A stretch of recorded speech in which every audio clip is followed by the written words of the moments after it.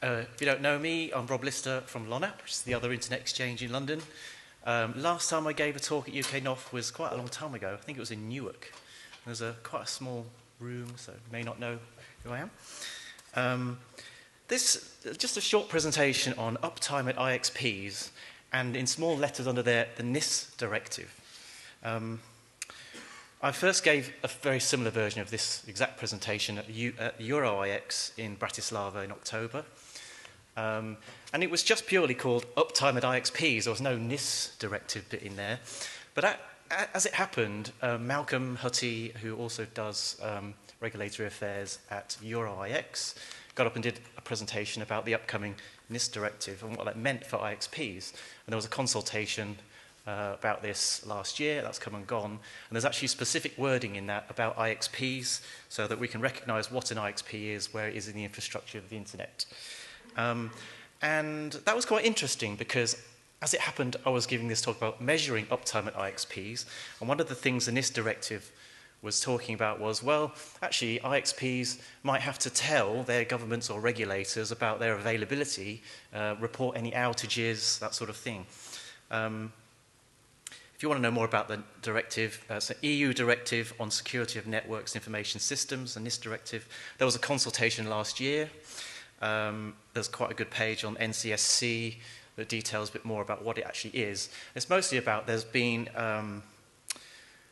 some work going on for some time now about preparedness for cyber attacks, single points of failure. Governments were quite concerned about that. And the EU as a whole, can we be more prepared for those kind of incidents, cyber attacks, improving resiliency and understanding what the infrastructure is, where these single points of failure or critical infrastructure is, includes things like utilities, telecoms, all those things are encapsulated in there. We didn't really know until the end of that consultation at what point internet exchanges were going to be required to report what. And we're still sort of talking about whether this is, we're going to have to do it. It may require IXPs to report our availability and outage metrics in the UK. This means Ofcom. And I think the final wording that we've settled on is operators who have 50% more annual market share amongst UK IXP operators in terms of interconnected autonomous systems, or who offer interconnectivity to 50% or more of the global internet routes. So it's fairly nicely defined there. If an exchange is this big, you may have to report your availability metrics. We didn't know that at the time that this is what was going to be. At one point we were talking about whether it should be on traffic levels or number of members. We didn't know exactly what this definition was going to look like. So we did actually do some work on it and have a look and see how can we report our availability metric. What does high availability look like? Well, I had a little look, and I'd hope that most networks in this room would be somewhere in this sort of green band of, this level here. If you're in this red bit, well, I don't know, what are you doing? Somebody keeps unplugging the switch, or you need to find that person and ask them not to do that. Downtime per day from 2.4 hours, probably in the LOL band. If you get to this green bit, I'd like to think we're in the green bit somewhere. If we look at the outages and maintenance, that sort of thing, I'd like to expect that we should be within this range here. I can't. I haven't got exact figures to say, yes, we're definitely in there, but looking at all our outages and number of ports that were affected, that sort of thing, I'd like to think we were somewhere in there. Probably not in this sort of 9 nines thing. We probably can't even measure the sorts of intervals of outage. Even if we wanted to, we probably just don't have the capability to measure it right now. So could we, this is a fantasy web page. This page doesn't actually exist, but could we sort of put on our website, yes, we're up 99.999%. And all the other exchanges that EuroX sort of, well, we couldn't probably couldn't do that figure either. How do we get there? So we could sort of say, yeah, we're 99.999% up or whatever based on some other thing. And you kind of have to trust what I say. You have to say, trust me, we are 99.999% up.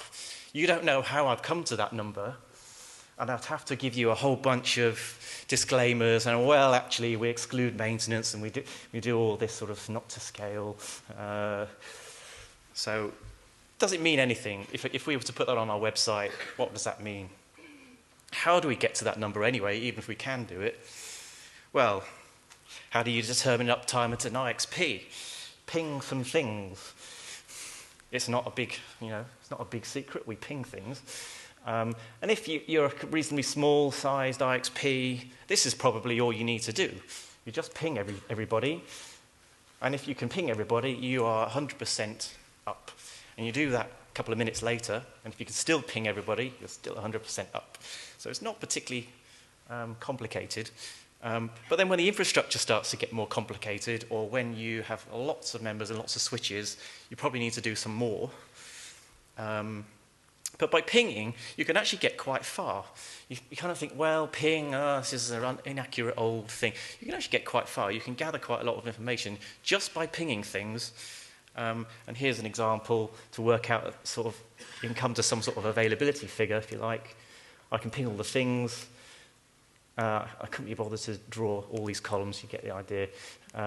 And let's say in 24 hours there are so many minutes, and if there was a 5-minute outage somewhere along the line, we would take out that number of seconds or minutes from that total. That gives you sort of a 99.65, whatever its availability for that particular IP address. So it's kind of, yeah, we can draw some conclusions out of pinging things. But it can suck. It has limitations. Some members have busy routers. You sometimes won't give you a reply, or just give you a really bad. It will miss some packets. It's not the primary job of that router to be replying to my pings. It's actually routing traffic, so we can't expect it to reply to ping. Some members don't reply to ping at all for whatever reason. They decide, well, we're just going to filter that off. You will never be able to ping this device. And actually, in recent years, this has got less restrictive. I can now ping more things than I could a few years ago. And I think by now, if you've got a router that I can kill with a few pings, you probably need to get yourself a better router. But there are some members out there, they rate limit it, or they just prevent you from pinging it at all. And sometimes if we ask them nicely, can we please ping it from our monitoring station, they say, oh yeah, okay, you can ping it. But it is a very useful tool. It is prone to miss stuff. If you ping every 5 minutes, obviously you're going to miss anything that's short in that interval, so you might not miss, you might not get an outage. Latency is an interesting stat to monitor. And the numbers maybe aren't interesting in themselves, and it's maybe telling me about how busy your router is, or how far away it is, and if it's a remote connected thing. When you start to correlate things, however, the latency is an interesting stat to monitor. Can also get a bit messy. Sometimes we just have to exclude certain members because they will just never reply to pings. So we just have an option in our IXP manager to say busy host, forget about it. Interesting, there's no automation to later remove that option if they later they get a better router, or they decide that yes, you can ping us now. We don't really go back and say, oh yeah, you can ping that now. Maybe we should write a script to check it once a month or something to see if we can now ping it, or if it's actually replying to as many packets as we're sending out. So it does get a little bit messy. But when you correlate the pings with the other pings, it can tell you a bit more. You start to build up a picture of the network. So if suddenly you can't ping a whole bunch of devices, then that tells you a bit more. You build up a picture about, oh, maybe there's an outage going on, lost a switch somewhere. So it is in itself quite useful, even though it does have its limitations. You can also take that ping data and correlate with other monitoring data. And this is always fun to have a go at. You can look and say, well, I can ping. Have we got a BGP session to it? Is it on the root servers? Is the port up? Have I got an ARP entry for it? All these things you can take in. You can write your big fancy correlation script to try to work out, okay, how up or down is this member? Actually, let's run through some of them. So this top one, although I can't ping them, everything else looks fine. So, okay, I can correlate that information. So, well, that looks fine, although I can't ping them. They've maybe said we're not allowed to ping them. And this second one is obviously dead. I can't get anywhere with it. Third one down is, well, yeah, they reply most of the time, but sometimes they miss a few pings. They're quite loaded, though, so maybe, okay, it's congested. But it is up in terms of availability. It is up and running. This one looks fine, and this bottom one is, well, I can ping them, but maybe they don't have the BGP up.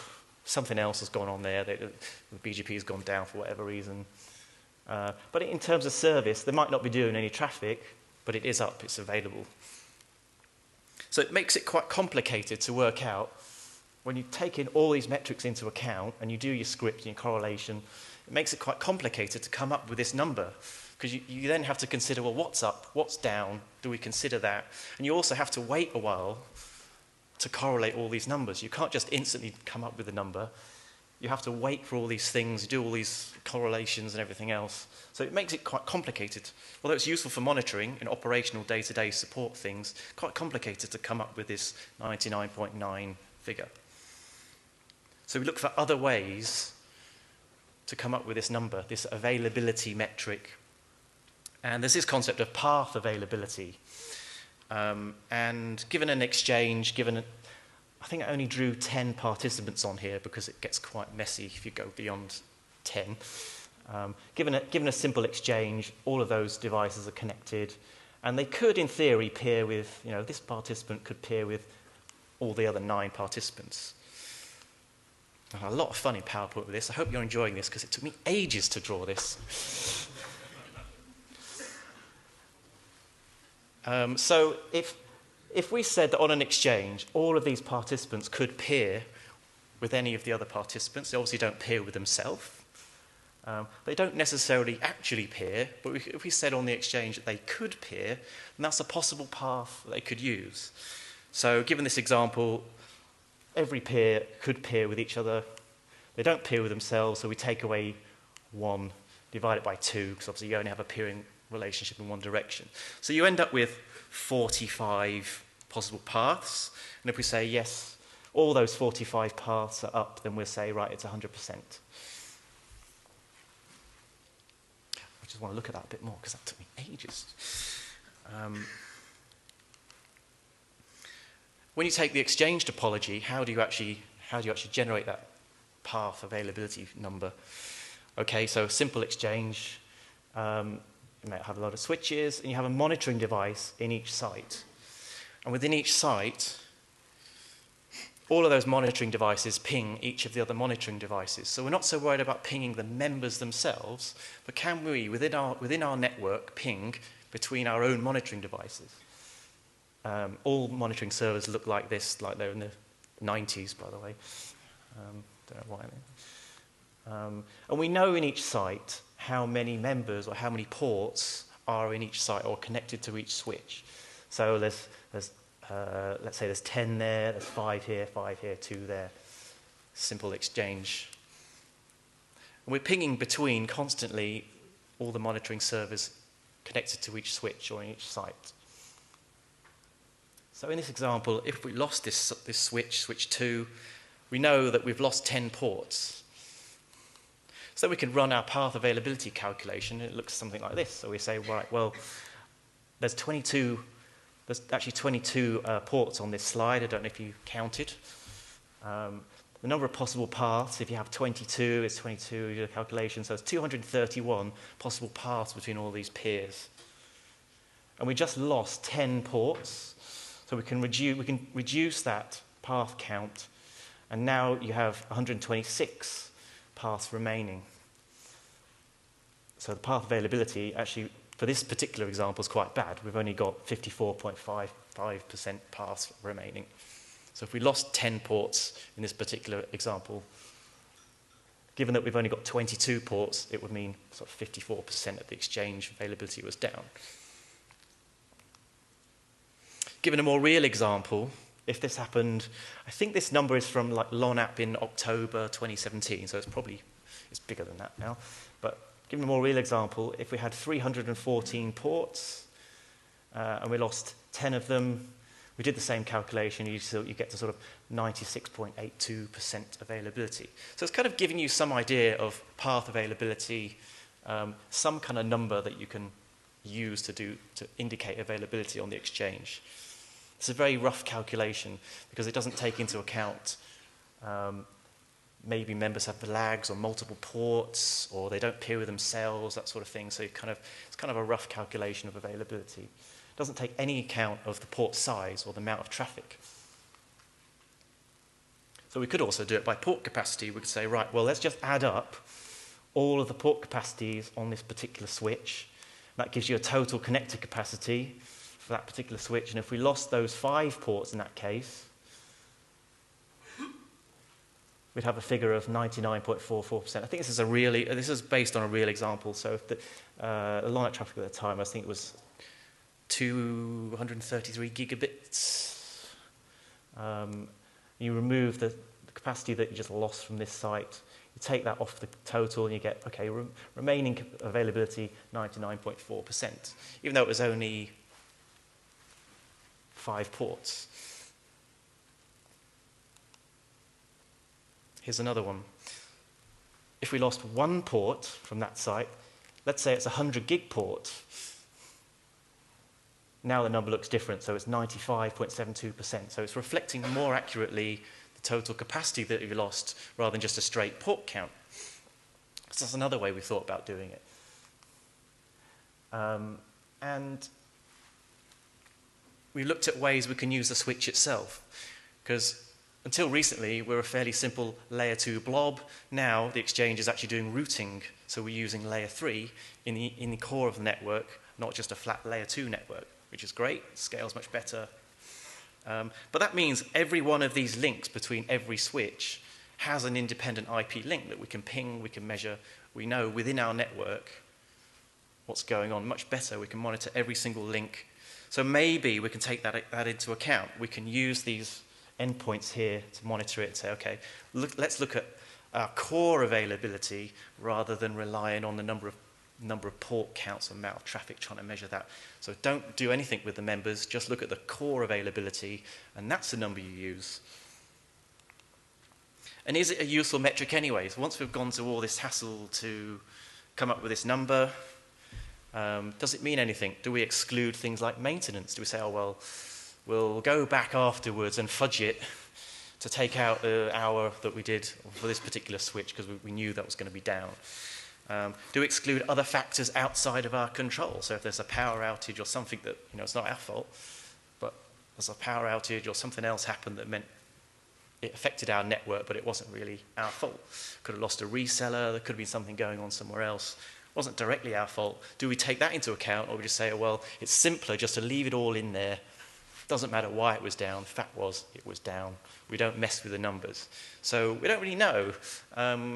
You could probably exclude maintenances. Most people sort of say, okay, it's reasonable to exclude planned maintenance. All we want to know about is unplanned outages, that sort of thing. And is it realistic to come up with this number in the first place? What does it actually mean? Does it give you anything meaningful you can use? And then we have to try not to obsess about the number.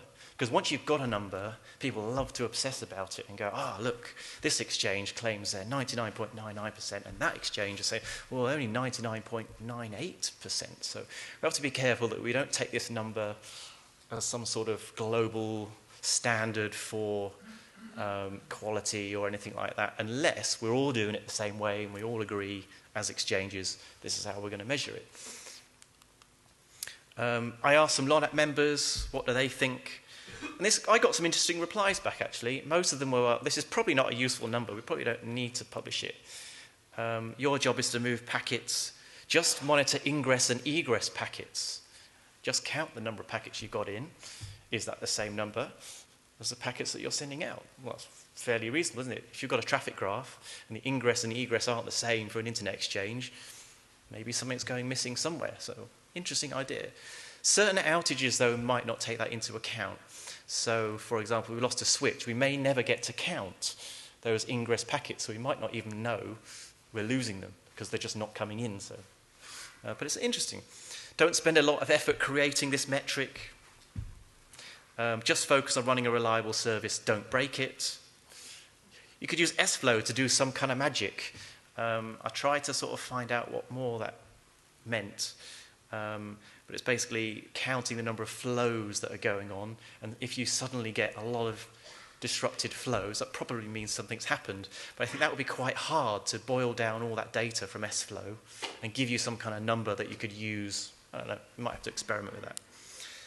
Just use whatever metric internally if it helps. Probably not useful to publish it. You need more pictures of cats. Happy to oblige. More pictures of cats.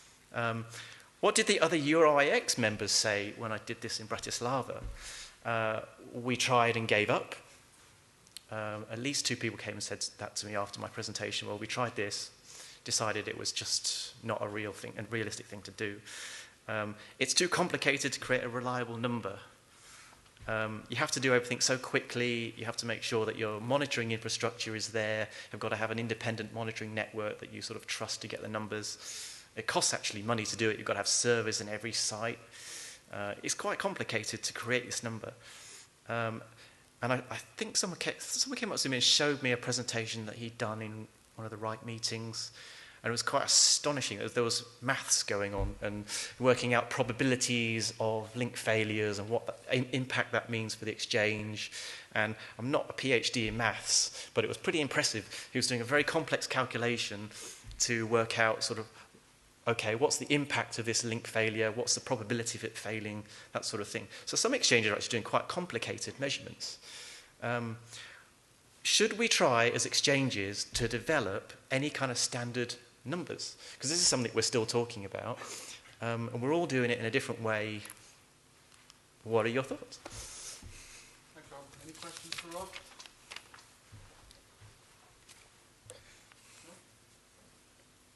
Okay, thanks, Rob. Come talk to me. Oh, sorry. One from Tim. So yeah, you talked about the different ways you could include maintenance and other people's fault. Is it not just possible just to publish all of those combinations rather than picking one? Yeah. So people can then see where that data, if you've got the data, publish it would be one view. Yeah, so that's pre-fudged and after-fudged. In that we just publish the raw number without messing with it, and then you publish the number that you've done excluding all the maintenances. Yeah. I suppose that's a reasonable thing to do, yeah? Excellent. Thanks, Rob. I just wanted to put that up again.